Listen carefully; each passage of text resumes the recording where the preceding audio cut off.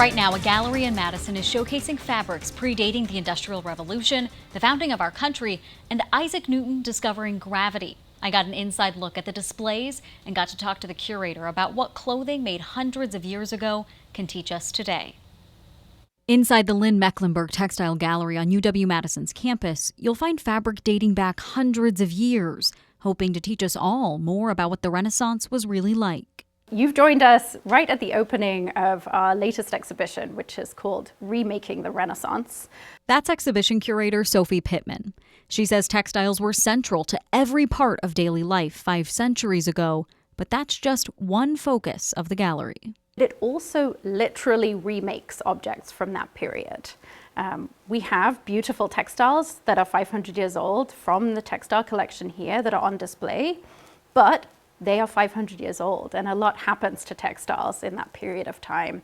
They fade, they often tarnish if they've got metals in them, they've often been loved and used, and they're not looking as they did when they were first created. And so this exhibition shows those historic pieces alongside brand new objects. Some of those are lace examples hand-woven by UW-Madison students based on historical artifacts.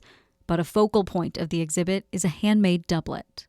So a garment like this, made really recently, but in a historic fashion, how is this different than a jacket that might be made today using 2024 technology? That is a great question. It's different in almost every way possible, starting really from the inside out. Underneath here, you've got layers of materials like whalebone, pig's hair, riverbank reeds, card, all kinds of stuffing that really shapes the human body. Every single part of this process has been done by hand. So this is a pre-industrial era. You needed many thousands of hours of skilled labor to create something like this. The exhibition showcases more than 60 historic textiles. Many of them are now faded and dull, but Pittman says they didn't start out that way. They actually could achieve really any color in the rainbow if they had the right skills and materials. And Pittman knows because she did it herself, sourcing materials used in the Renaissance's dye and using those to make a rainbow wall showcasing what's possible. It's visually beautiful, but it also gives you a clue as to why the big discoveries and the big colonization initiatives of this period occurred. During the Renaissance, dyes and textiles were expensive, so people didn't waste anything. That's why the exhibition also puts a spotlight on sustainability. Tell me about this, what we're looking at right now, and how that kind of plays into its creation. This is a chasuble, so it's a vestment worn by the most important person in the Christian ceremony. But this one likely wasn't worn by a priest in a rich British city centre. It's got some damage on it. It's not made of the finest materials. And if you look closely at it, you'll see that it's made of lots of different pieces of fabric. So it's a patchwork. But the particularly exciting story for me is what's on the inside, which are these blue and white striped towels, linen and cotton. They're called Perusia towels.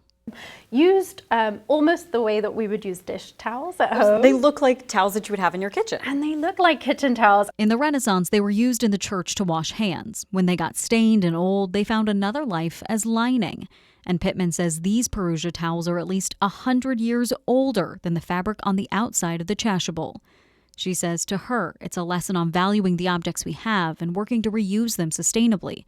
And she hopes others who come see the exhibition will walk away having learned something themselves. Whether they're a maker and they take inspiration from the objects to, go and learn about new processes or take design inspiration for their work, or if you're more interested in the political history or the history of science, I think you'll find something here that maybe changes your perspective about things that you love and care about.